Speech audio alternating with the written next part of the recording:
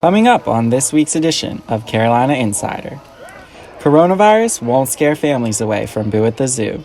We'll tell you more about their plans to keep the event safe. Video games are flying from the shelves. Will this trend continue into the holiday season?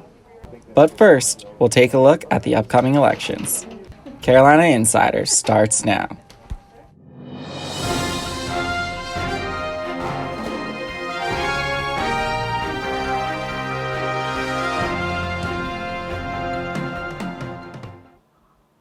Hello, and thank you for joining us. I'm Peter Smith.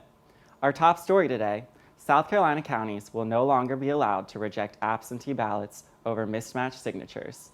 That decision was made by a U.S. District Court judge this week.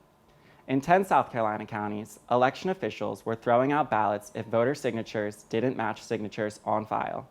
Orangeburg was on that list. Going forward, the judge ruled that if county election boards want to employ signature matching techniques, they must get permission from the court and provide voters with a chance to correct any mismatch. As Election Day comes closer, new things are happening. Lindsey Graham and Jamie Harrison rescheduled their final debate for tonight at 7 p.m. You can watch it on SCE TV.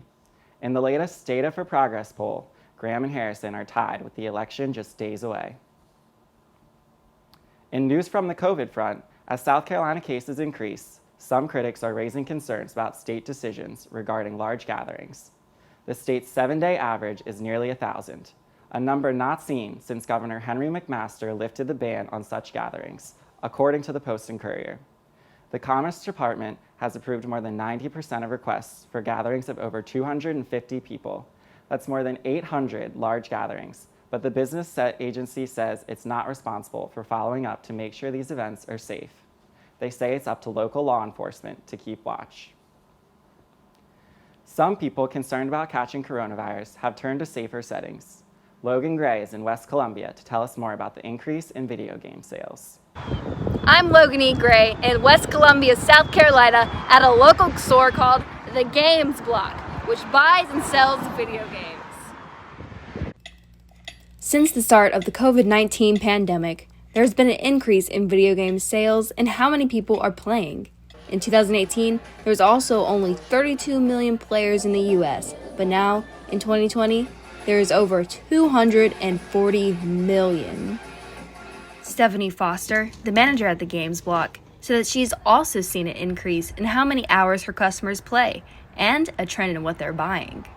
I've had people come in that also have been like digging in their closets and found their old systems, and they come in and tell me they're like, I need a controller for my PS3, I need a wire for my PS4. They know what they needed and they're coming in and getting parts to play those. Brand new games and consoles are coming out towards Christmas, and indie developers are always dropping new games.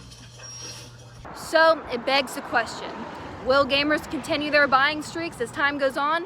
Or will this just be a quarantine hobby for most? For Carolina Insider, I'm Logan E. Gray. There's no shortage of trick-or-treaters at the Boo at the Zoo this year. The Riverbank Zoo planned timed arrival tickets to provide a safe experience for zoogoers. The event features a live DJ, rides, and of course, trick-or-treating. These activities have been modified. All volunteers must wear masks, gloves, and use tongs to pass out candy. It's definitely an event that people look forward to every single year, and just a great time for families to come out, friends to come out and enjoy an alternative to the Halloween experience. Despite the changes, O'Kane says that there has still been a great turnout. Most of the animals are still out and about for the families to enjoy. Boo at the Zoo isn't the only event looking different this year. Here with today's Soda City scene is Olivia Countess with all you need to know about Halloween safety. Olivia? Thanks, Peter. With Halloween right around the corner, many residents around Columbia are deciding if they still go trick-or-treating. Many parents are not convinced the holiday will be safe for their children due to the ongoing pandemic. But if you're still debating on going out this Halloween, these are some extra considerations experts have for you. If you're going to give out candy, the Centers for Disease Control say you should answer the door instead of leaving a bowl out. Parked cars like trunk or treat are also safer since the cars can distance more than 6 feet. However you celebrate Halloween this year, experts emphasize that you should do your research and make a plan to stay safe. That's all for this Soda City Scene. Back to you, Peter. That's it for this edition of Carolina Insider, a student production here in the Kennedy Greenhouse Studio in the School of Journalism and Mass Communications. Thank you for joining us. We'll see you back here next Wednesday. Have fun for Halloween, and don't forget to vote.